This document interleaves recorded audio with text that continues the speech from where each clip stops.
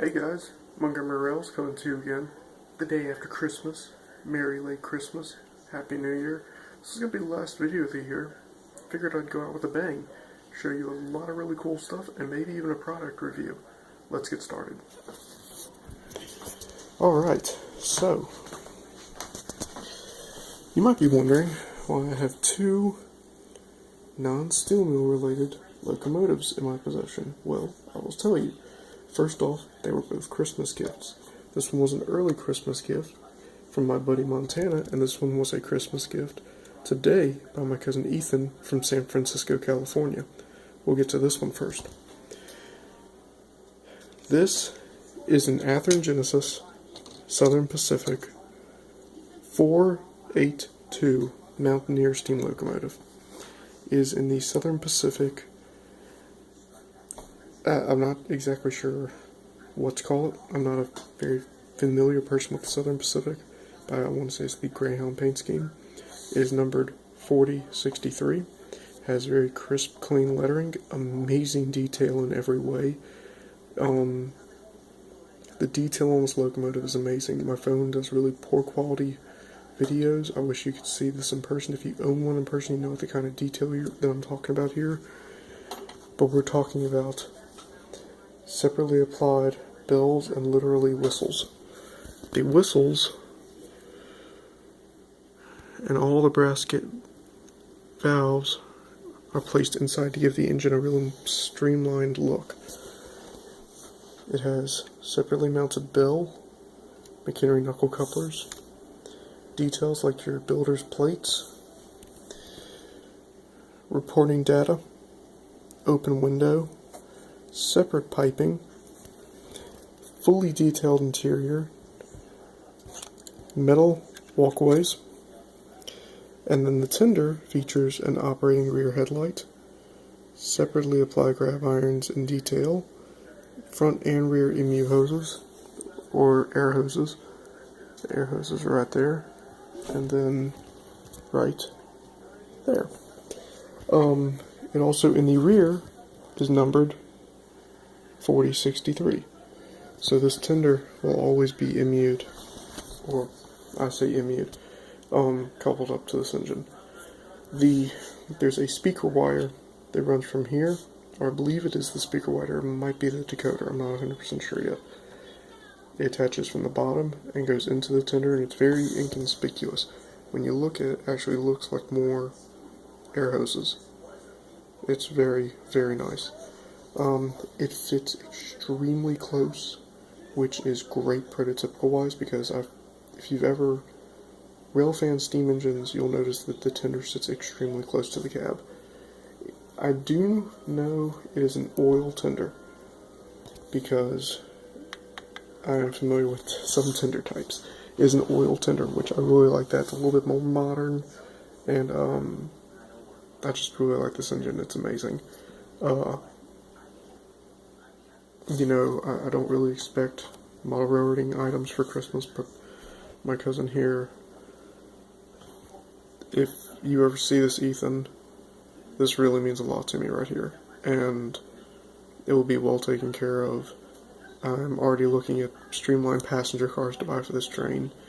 It is just beautiful. I love this engine.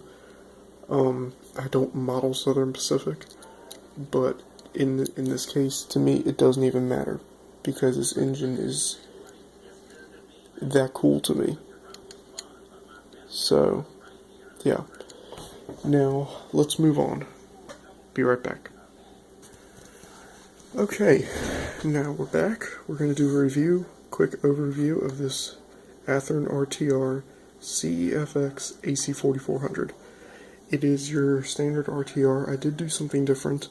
The vents I painted oily black from Focal, so that's been done different. Things I do and don't like about this engine. Number one, it does not have MU hoses. I don't like that. Things I like: separately applied grab irons that are already painted white, crisp lettering, and warning decals. Another thing I don't like is all prototypes I've seen have been a dark gray truck and fuel tank, whereas this is all black. I don't normally like that. It has also dummy ditch lights.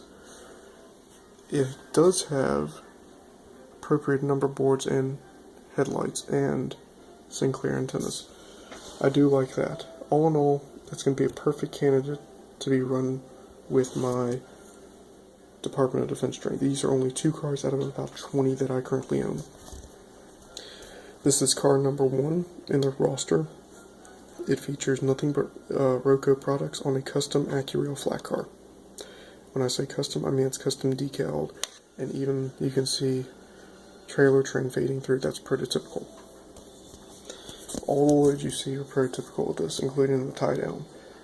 I actually have a picture of this is a soft top Humvee by Roco Mini Tanks, and I cut the doors out, added the door support out of styrene, and detailed the interior. There's a Roco trailer where the stake bits have been cut off to make it more modernized, and it's attached to said soft top. This is a Roco tow missile Humvee hardtop that has a snorkel kit for the U.S. Marine Corps added. Even though it's an Army train, I added the snorkel kit by accident, but it looks good in the end. And it has a covered variant of this trailer. Now when you buy these trailers, it does come with a cover top. And I do believe, if I do take this, yes. So you can tell what I did when I said I cut it off. It is cut off I cut these stake beds off. Seeing how I use it to be covered, don't normally need it. Next is a litter ambulance from Roco. Next truck we have is a custom KCS 89-foot flat from Walthers. It features a Roco Mini Tanks M923 fueling tractor and trailer. This is still available and has a non-working rotary beacon light attached to the truck off a prototype that I saw here on base. Lastly, on this train we have a Roco Mini Tanks shelter Humvee. This is a module Humvee where the shelter can be taken out to just make a pickup truck or have a shelter. Now when you railfan military trains, you will notice a lot of these trains have mixed matched pieces, meaning the Woodland classic paint scheme on a desert tan vehicle. That's pretty common nowadays.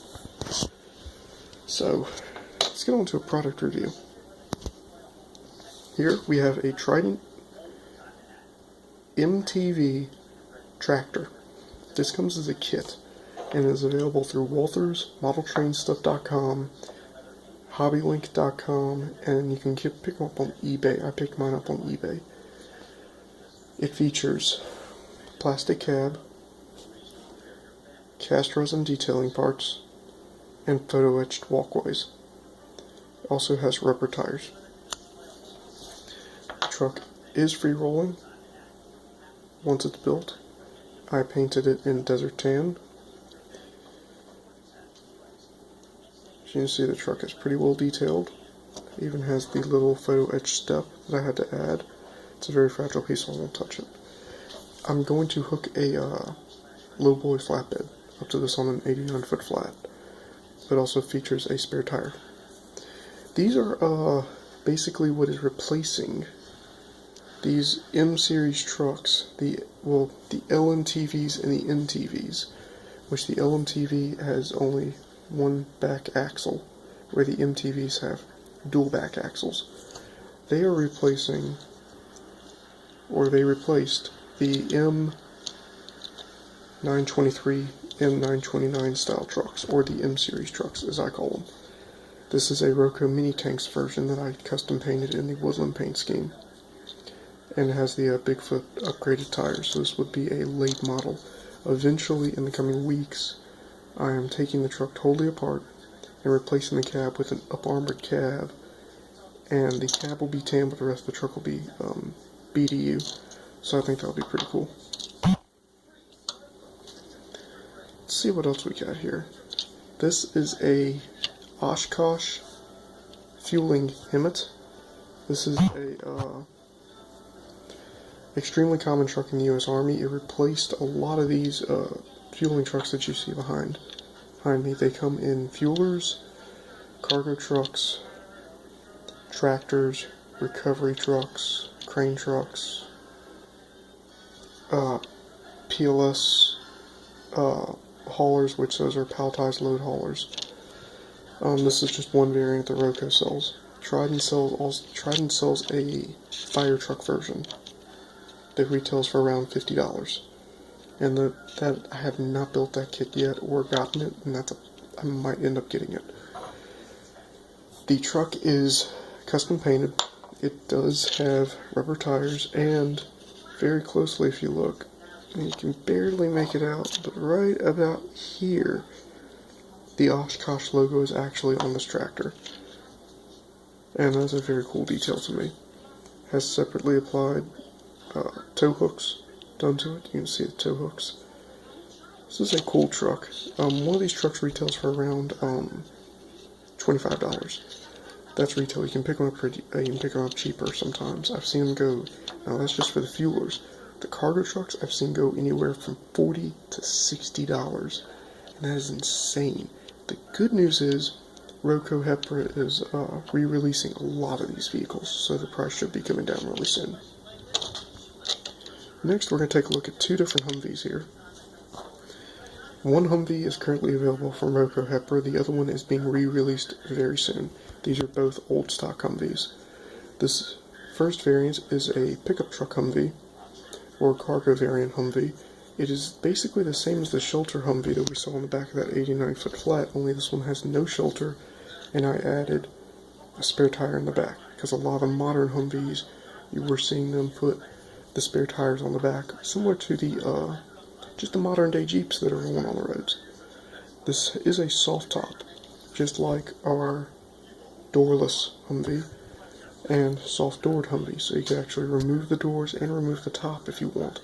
But you don't normally see that a lot. It has the upgraded rear view mirrors, the bulkier box style mirrors that are on a lot of the more modern day Humvees. And it's painted in a dark, it's kind of a faded tan to simulate an older style Humvee. Next we have another Roco Mini Tanks tow missile armament carrier. This is the exact same type as this one sitting right back here. It features rubber tires, a lot less detail than the regular one because the kit I bought off eBay, the guy kind of gypped me and did not include a lot of the regular detail parts. I was extremely disappointed in that. You know, but you live and you learn. It's got a tow hook, so where I can hook a trailer up to it. I did full grill and lighting on it, and just did a simple desert tan paint job. You can see it's still green on the bottom, because you're not really going to see the bottom of this Humvee. It's going to be mounted on flat cars. Same for all these vehicles. But, that is my last video of the year, y'all. I want to wish everyone a very Merry Christmas and a Happy New Year. Hope your New Year is prosperous, and hope you guys are enjoying the update videos. This is not a steel mill update because the layout is currently a mess. I'm working on a few projects, and I'll be doing some videos on those in the coming weeks. But thanks for stopping by. Have a nice year.